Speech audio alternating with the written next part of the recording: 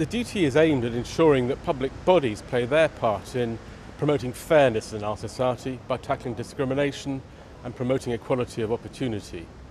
For a public authority, it can be an onerous duty, hard to achieve but essential to do in everything that they carry out.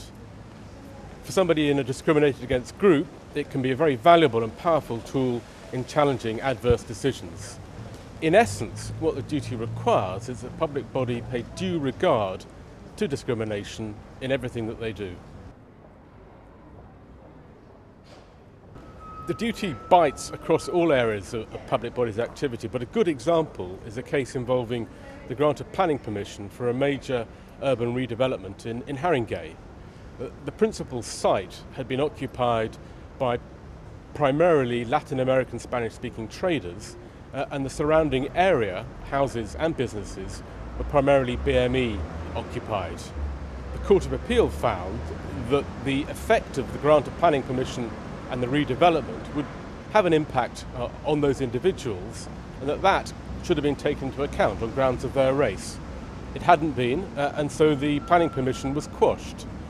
The court did that reluctantly because it recognised that regeneration was needed and that the planning permission had been granted after democratic consideration by the local council.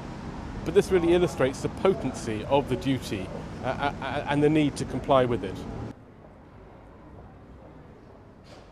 What bodies need to do is to use the inelegant jargon mainstream consideration of the duty into everything they do.